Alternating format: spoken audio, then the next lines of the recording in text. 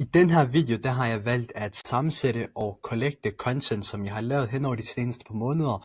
Og grunden til, at jeg har valgt at gøre det, er på grund af, at jeg rigtig gerne vil give dig, som ser den her video, en rød tråd og en klar proces for, hvordan du skal bearbejde din betalte annoncering for at sørge for, at du rent faktisk kun bruger din tid på, hvad der kan hjælpe dig med at move the needle, være profitabel, samt udarbejde en strategi, som er holdbar, langsigtet og rent faktisk giver værdi over for din kernemålgruppe. Derfor i den her video, så skal vi først og fremmest kigge ind i fundament. Dernæst så kigger vi så ind i funnel, hvordan du bedst muligt tænker funnel-strategi ind i din overordnede strategi, hvordan jeg gør det for mine samarbejdspartnere. Og til sidst så skal vi så kigge på organisk markedsføring, branding, hvordan du kan bruge den organiske del til at være understøttende for den betalte del. Derfor i den her video, så kommer vi så til overordnet set at gå igennem 4 kapitler. Det bliver en lidt længere video. Den første video, som vi kommer til at hoppe ind i nu, gennemgår, hvordan du bedst muligt bygger dit fundament, hvordan du bygger offers, produkter, og hvordan du ligesom framer dine produkter bedst muligt. Så jeg tænker egentlig bare, at vi springer direkte ud i det.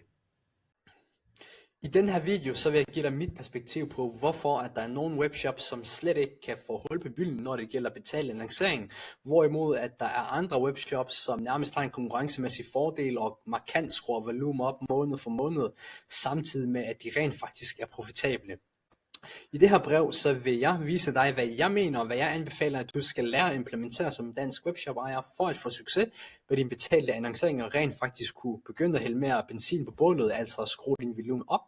Og det er ikke et tip, eller det er heller ikke noget træk ind i Ads Manager, men det er egentlig et fundamentalt princip, som jeg rigtig gerne vil snakke ind i dag. Det overordnede koncept er, hvad jeg kalder cold-friendly offers.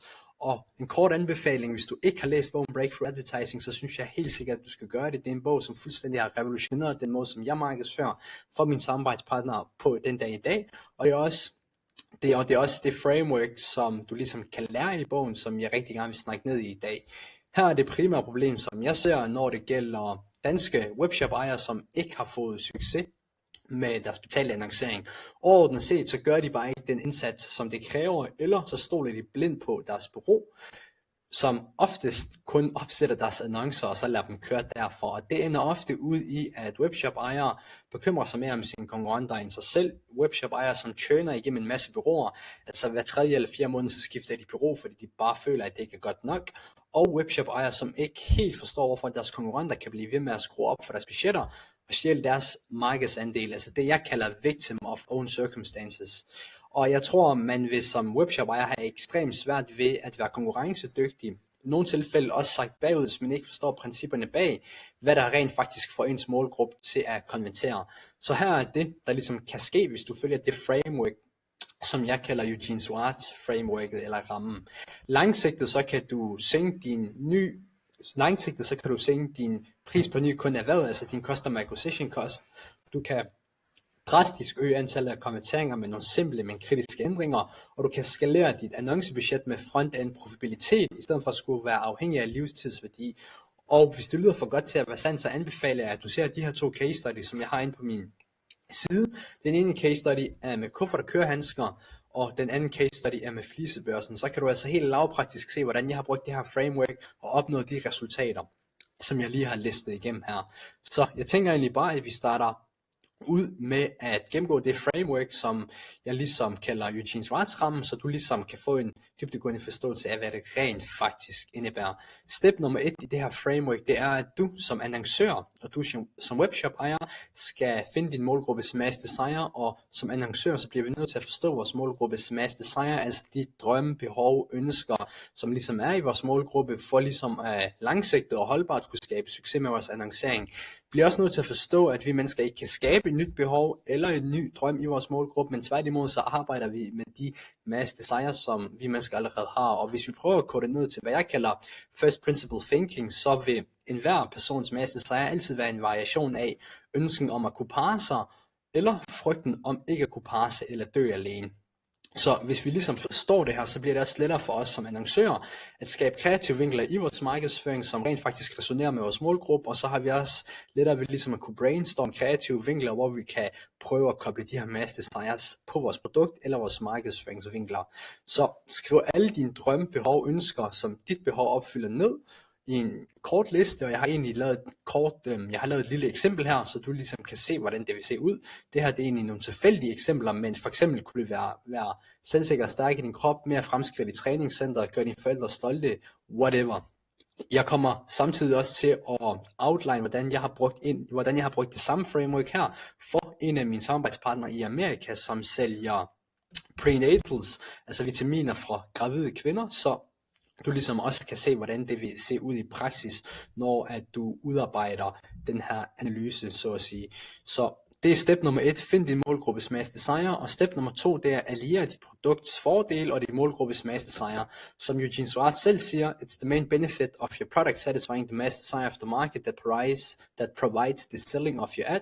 Så skriv alle dine fordele ned, alle de fordele dit produkt har, og forstå derefter, hvordan det ligesom kan forbindes til den desire, der er i markedet. Jeg har et eksempel her fra en af mine samarbejdspartnere, som sælger vitaminer, altså prenatals for muslimske kvinder i Amerika, som er halal-certificeret, og den funktion, som vi har på det produkt, det er, at det er 100% halal prenatal gummies, altså prenatale vitaminer for at sikre en sund graviditet.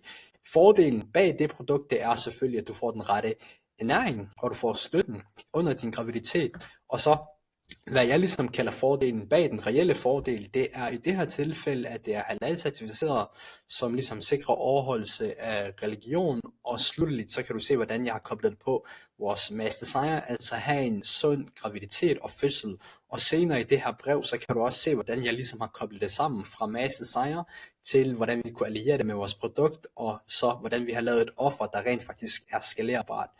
Men step nummer 2, det er at forstå, hvordan dit produkts fordele og din målgruppes masse desire kan kobles sammen, fordi at hvis du ligesom kan udarbejde en vinkel i din annoncering, hvor det er klart for din målgruppe at se, at de to ting er allieret, så vil du også have nemmere ved at konvertere, fordi du rent faktisk snakker ind i, hvad vi mennesker psykologisk ønsker, så at sige.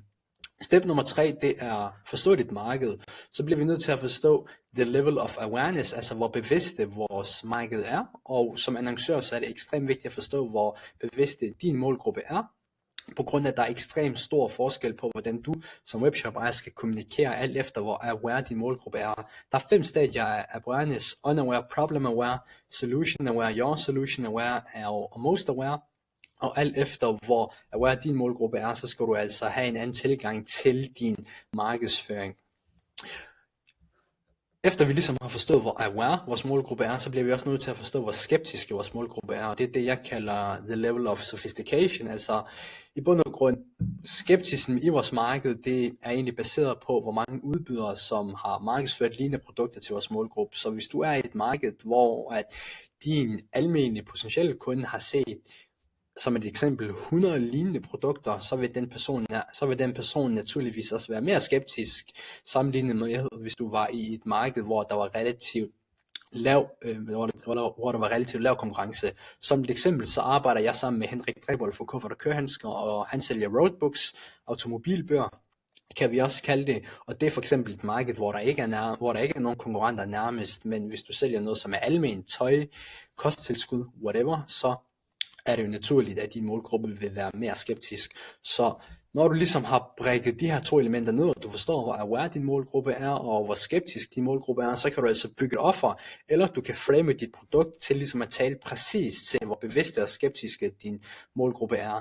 Og som jeg har skrevet her, der er altså kæmpe forskel på at snakke til en målgruppe, som er unaware. For eksempel, så kan du se, jeg har taget et kort eksempel med fra min samarbejdspartner, som sælger kosttilskud, som sagt. Er du gravid og føler dig mere træt end normalt, du tænker måske, at det er en del af rejsen, men det kan være et tegn på, at din krop ikke får de nødvendige næringsstoffer, de har brug for. Yada. Jeg tænker godt, du forstår pointen.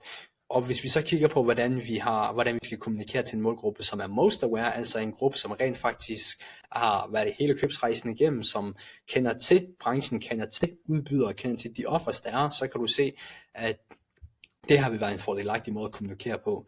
Du ved, at du bliver nødt til at ændre noget ved din situation, og du ved, at der er flere, der kan hjælpe med at opnå det du ønsker, men kun også garantere dig en sund graviditet og fødsel med vores 100% halal-certificerede prenatal vingummier. Så der er ekstremt stor forskel på, hvordan du ligesom skal kommunikere baseret på, hvor aware og hvor skeptisk din målgruppe er, så derfor bliver du nødt til at forstå de her to elementer. Udføre grundige markedsundersøgelser og analysere på de her parametre, for ligesom at forstå, hvordan du kan markedsføre hvordan du kan lave kreative vinkler, som rent faktisk markedsfører dine produkter på den mest effektive måde. Step nummer 4, det er så at udarbejde dit offer, og dit offer er egentlig lavpraktisk bare, hvad du sælger, og du kan også bruge de her elementer til at frame dit offer på en anden måde, så du ligesom så du ligesom har en højere opfattelse værdi over for din kernemålgruppe. Men med markedets mass desire niveau af bevidsthed og skeptism, så kan vi ligesom frame vores produkt/budskab i vores annoncering, som bringer det hele sammen. Og et eksempel igen for en af mine samarbejdspartnere, som hedder Salam Nutritionals.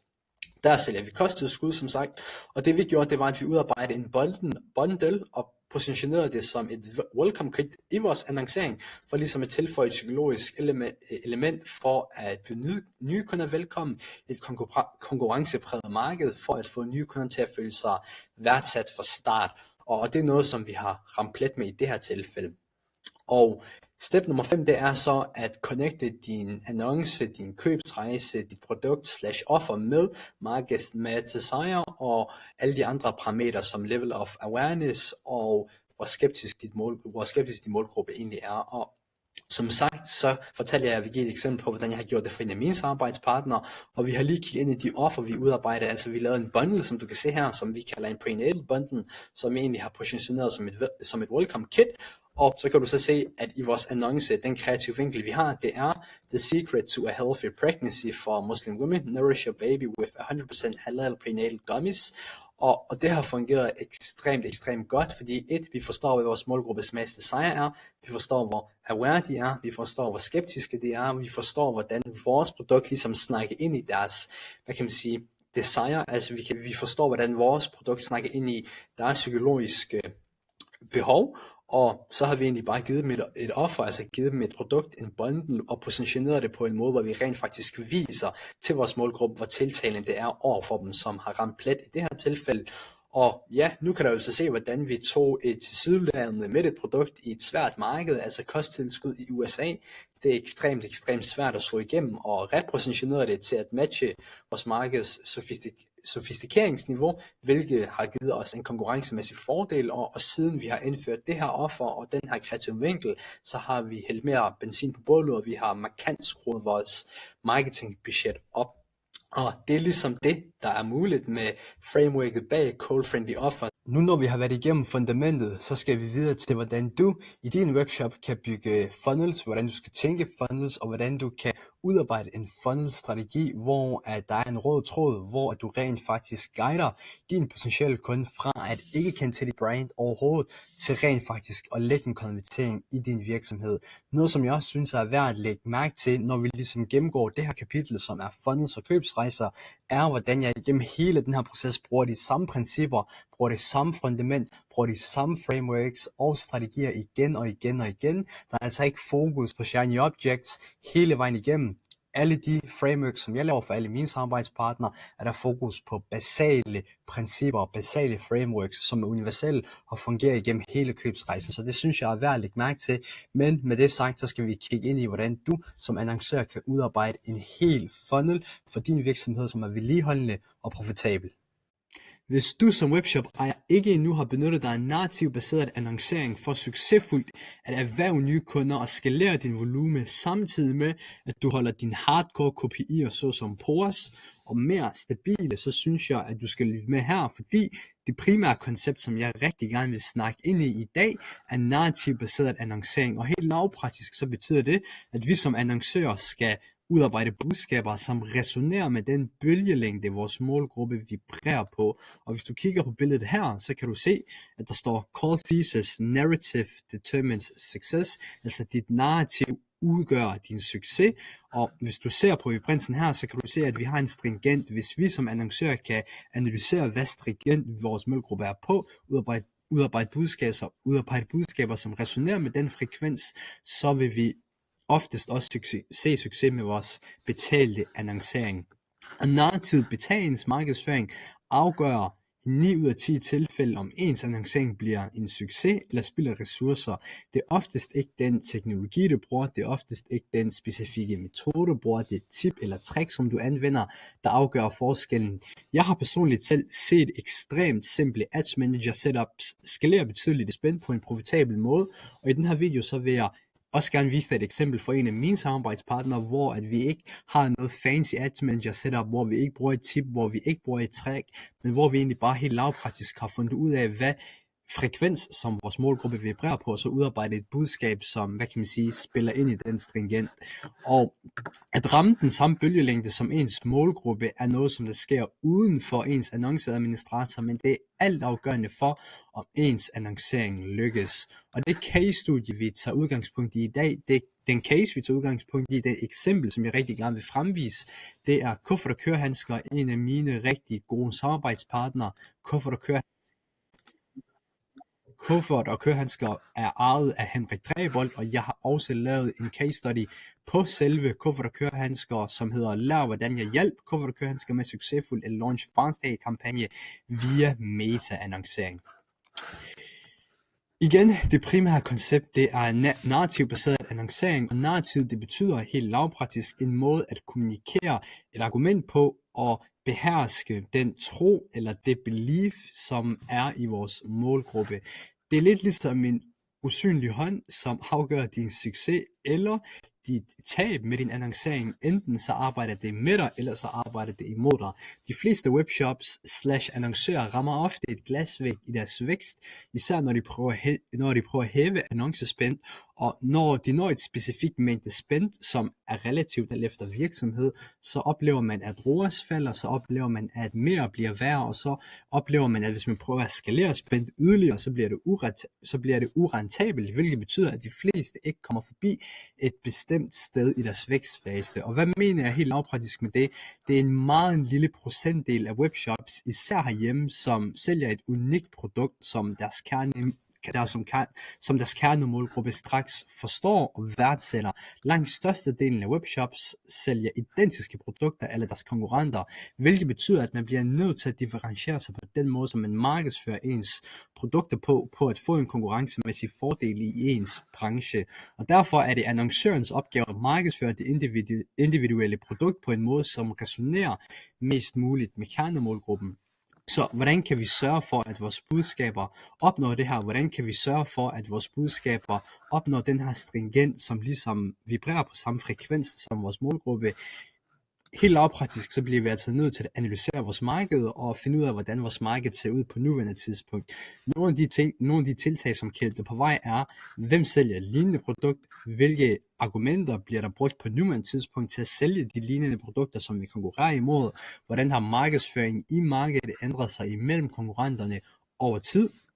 Det er i hvert fald et rigtig, rigtig godt startpunkt, og derudover så bliver du også nødt til at finde ud af, hvor aware er din målgruppe. Der er 5 stadier af awareness, det er ikke noget, jeg vil gennemgå nu her, fordi jeg har gennemgået det i andre videoer, men når du har fundet ud af, hvem dine konkurrenter er, og hvem der ligesom sælger lignende produkter, og hvad argumenter de ligesom bruger for at sælge de produkter, så bliver du nødt til at finde ud af, hvor aware de er, hvor målsætningen for dig som annoncerer er at penetrere opad. Altså det vil altså sige, at når du begynder med at annoncere, så fokuserer på most aware, product aware, altså step by step, gå opad og penetrere op af awareness-grafen.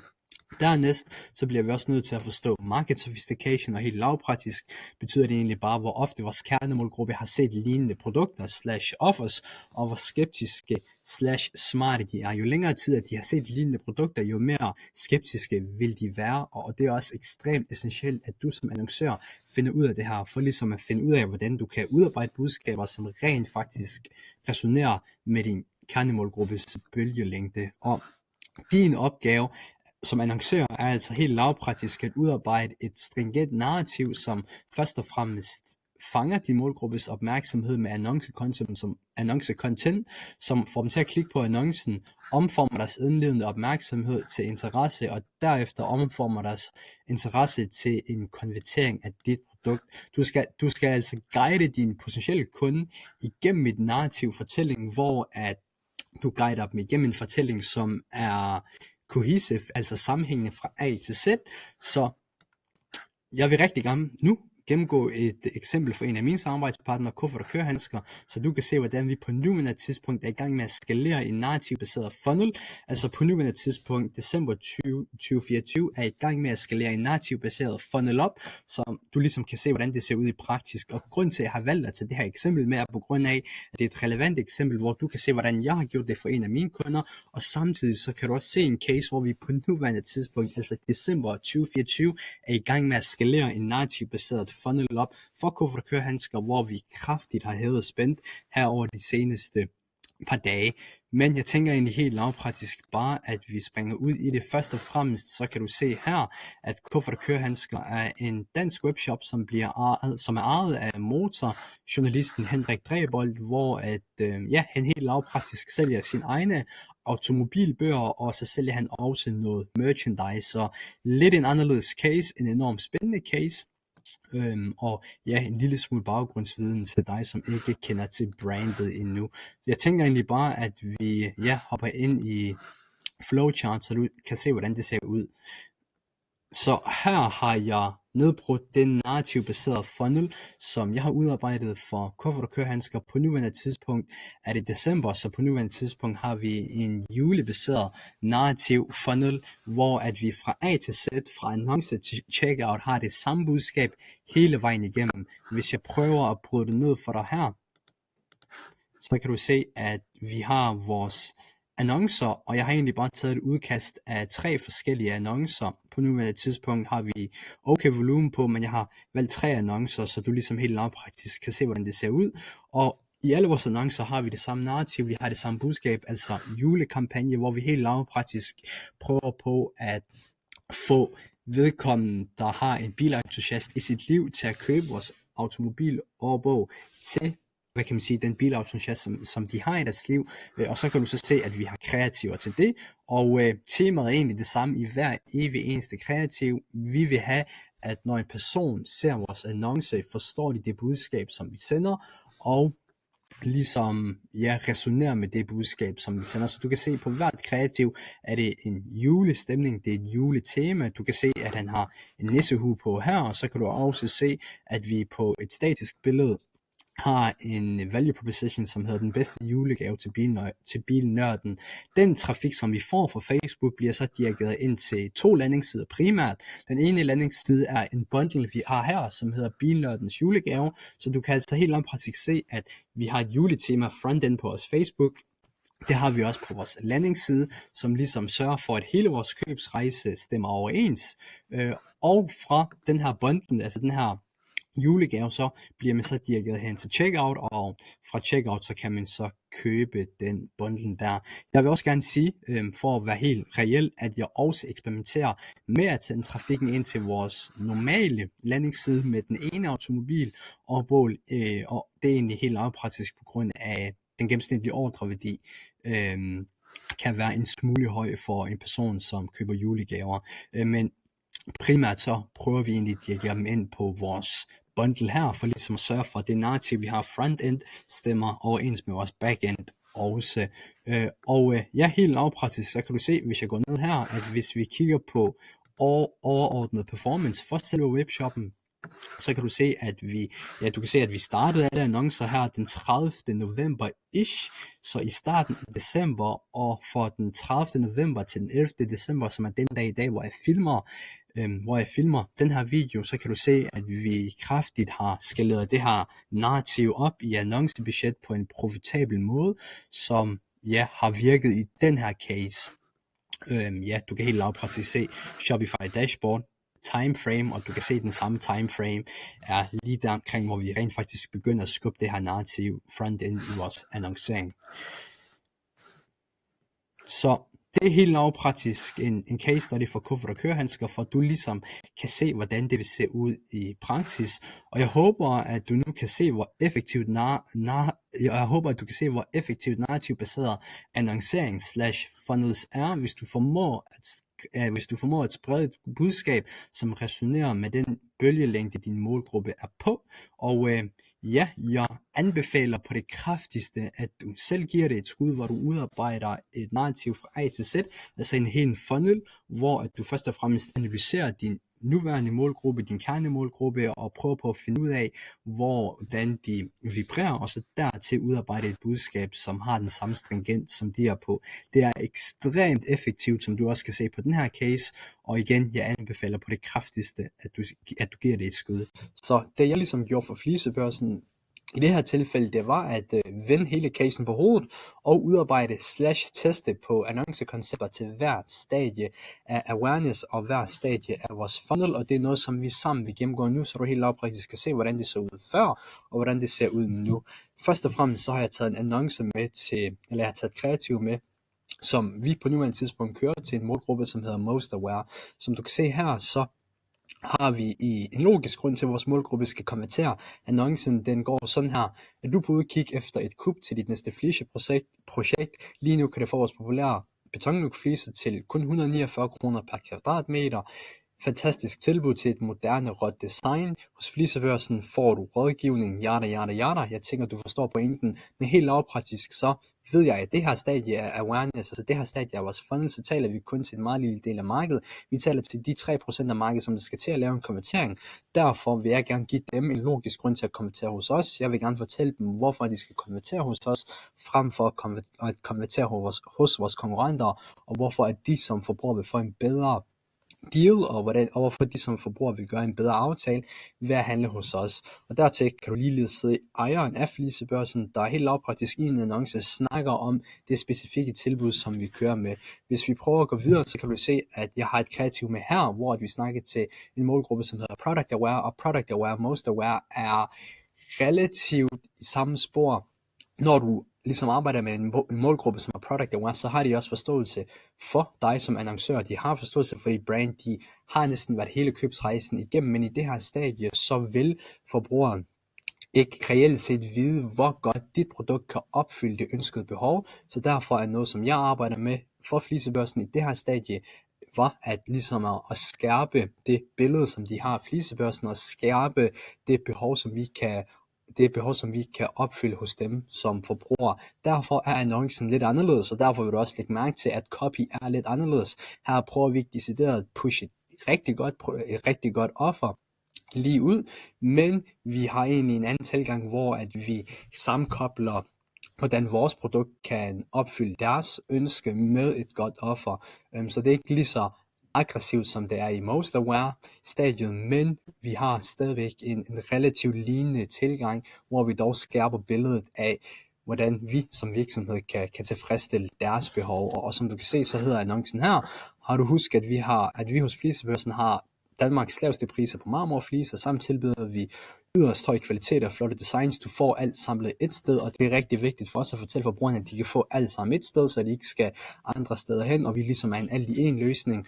Og hos os kan du blive guidet igennem dit projekt og få professionel rådgivning efter dine behov, yada. Jeg tænker, du forstår pointen her, men du kan trods alt se, hvordan vi kommunikerer anderledes fra Most Aware til Product Aware, hvilket er ekstremt essentielt for ligesom at guide din målgruppe mest blødt hen til at lave en konvertering hos dig. Så har vi så et stadie, som hedder Solution Aware, og når vi arbejder med en målgruppe, som er Solution Aware, så er det her, hvor vi kommer til at skulle fremvise vores produkter for allerførste gang.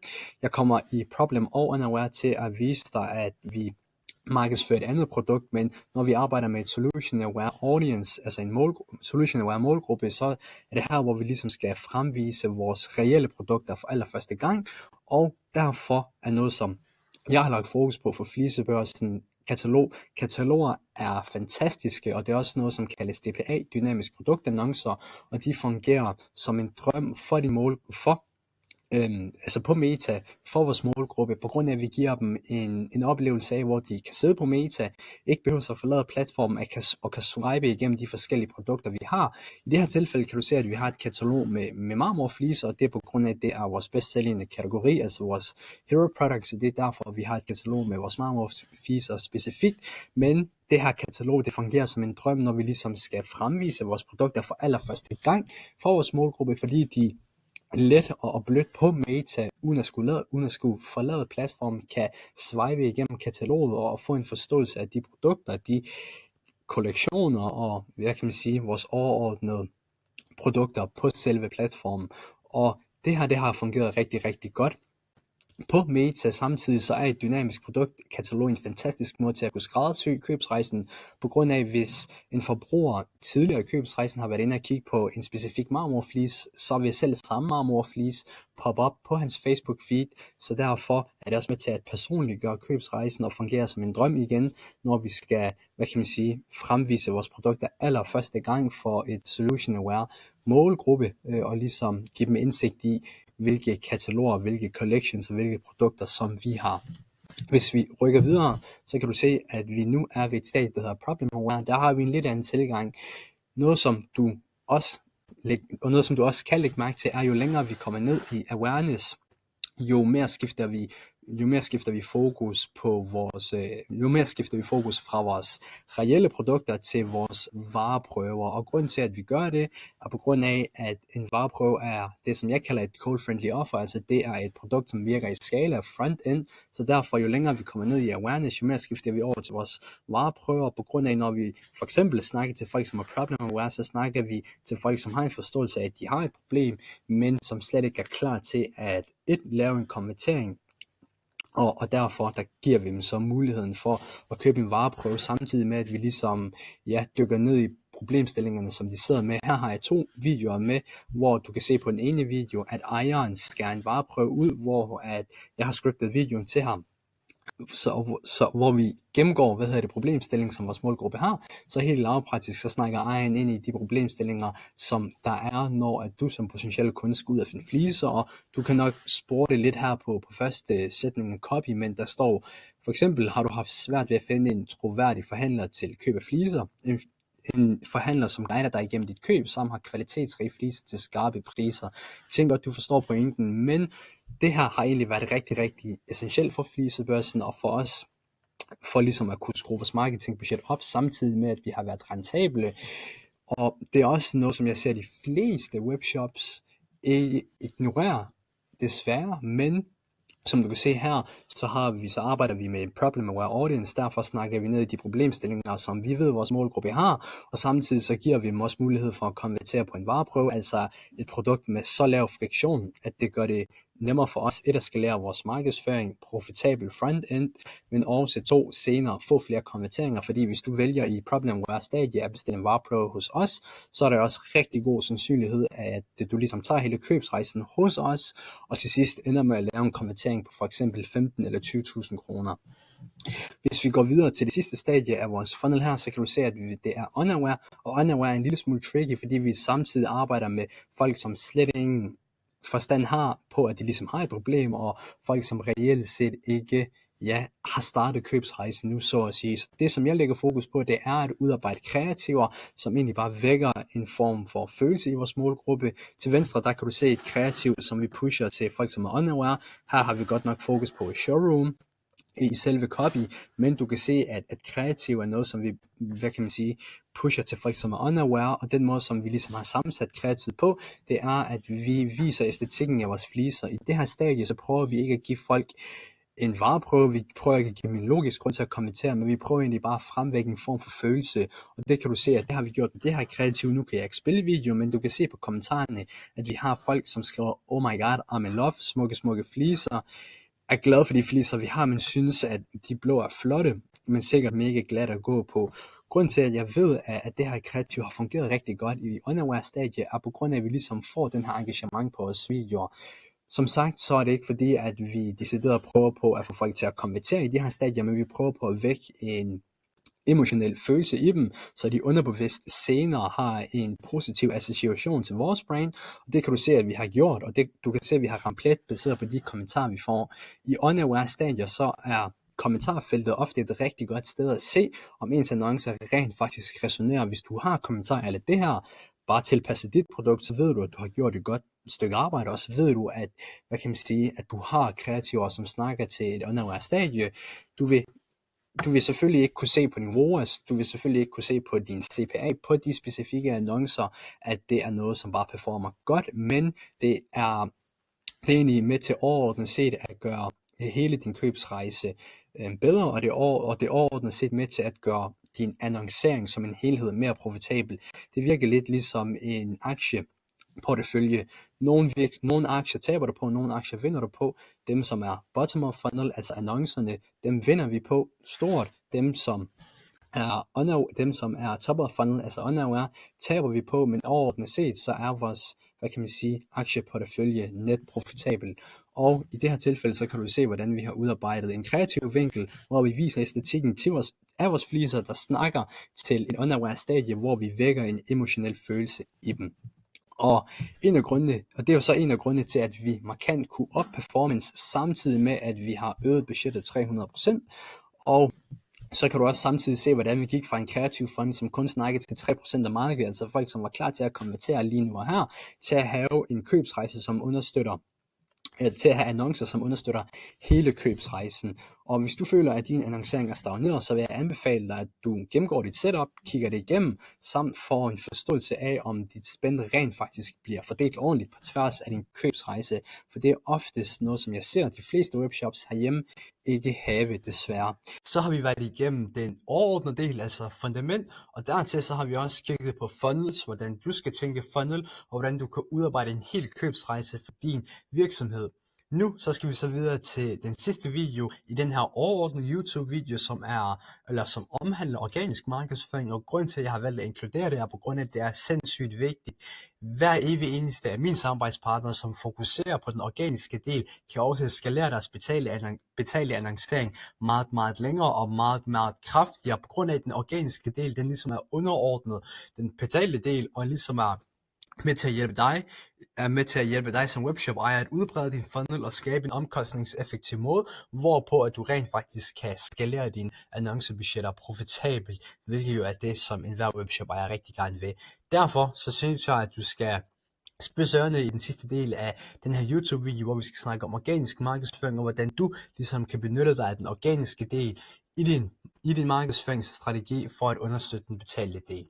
Organisk markedsføring, som også er en del af, hvordan du skalerer din volumen, og her skal vi snakke om, hvordan du omkostningseffektivt finder en måde, hvorpå at du kan udbrede din funnel og få en større mængde af mennesker ned i din funnel.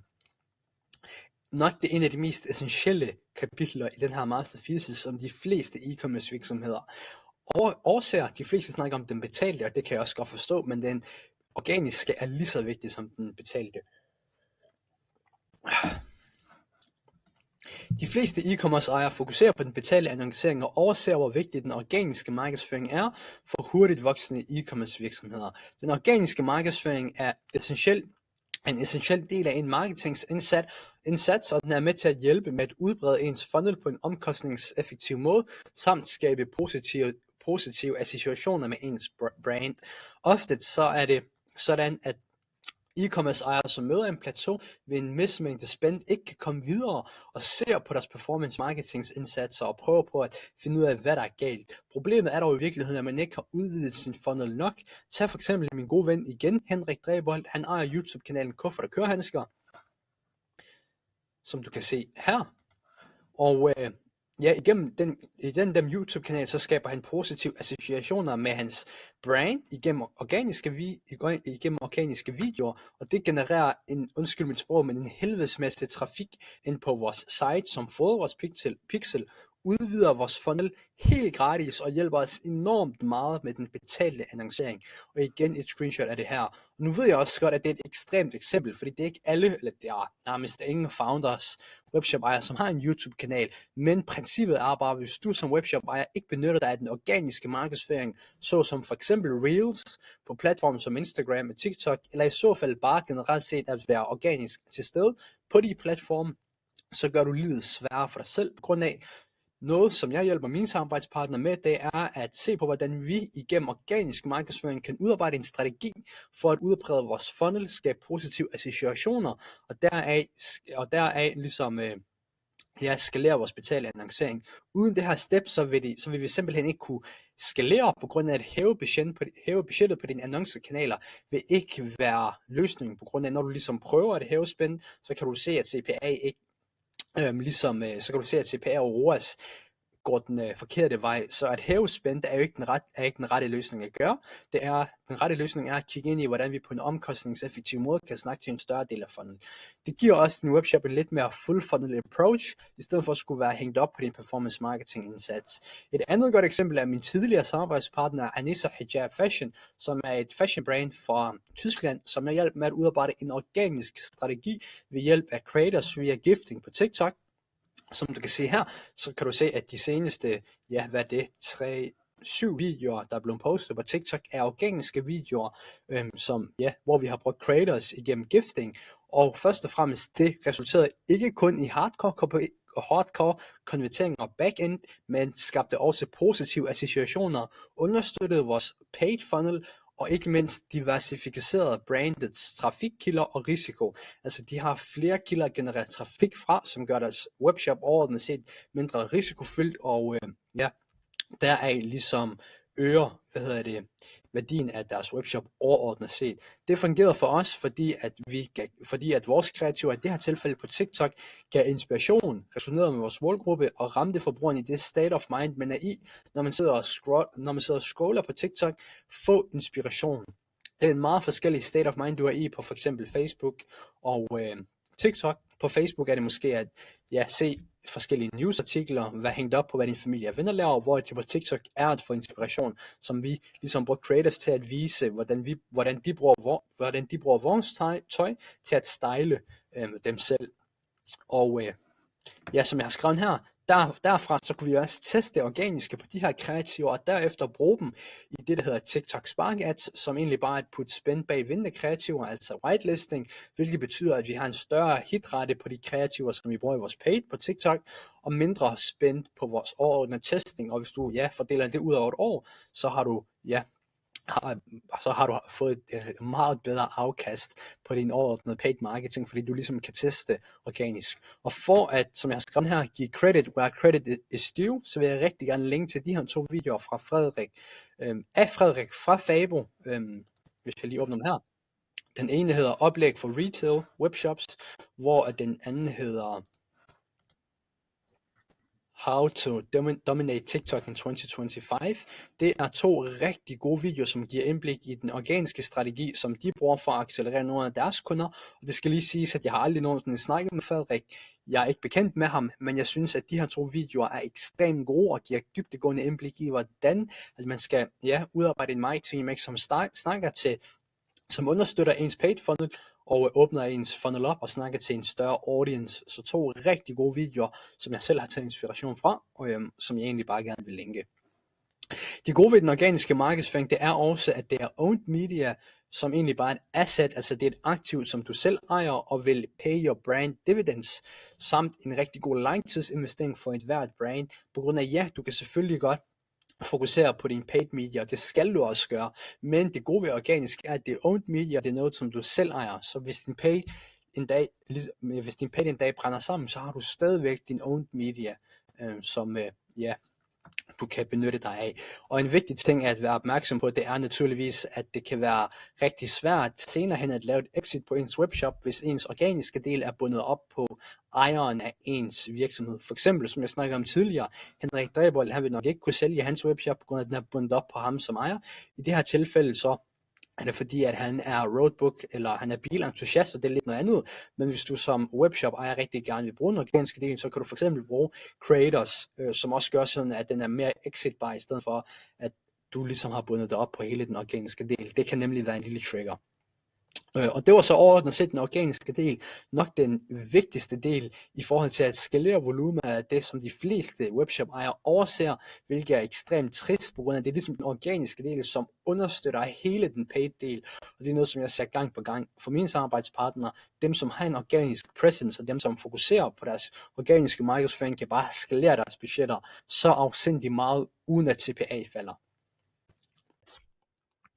Og med det sagt, så er vi endelig blevet færdige med den her video. I den her video, der håber jeg, at du har fået et indsigt i, hvordan du kan udarbejde en proces i din egen webshop for, hvordan du bedst muligt kan tilgå din betalte annoncering fra A til Z for at skabe vedligeholdende, profitable og langsigtede resultater. Jeg håber samtidig også, at du nu ved, hvad du skal fokusere på rent faktisk at move the needle og for at bruge din tid, hvor du rent faktisk har mest leverage. Hvis du kunne tænke dig min hjælp til din betalte annoncering, så skal du endelig bare række ud, og så kan vi tage den derfra. Om ikke andet, så håber jeg, at du nåede videoen. Jeg håber, at du lærte noget nyt, og så ses vi i den næste video. Ha' det godt, hej.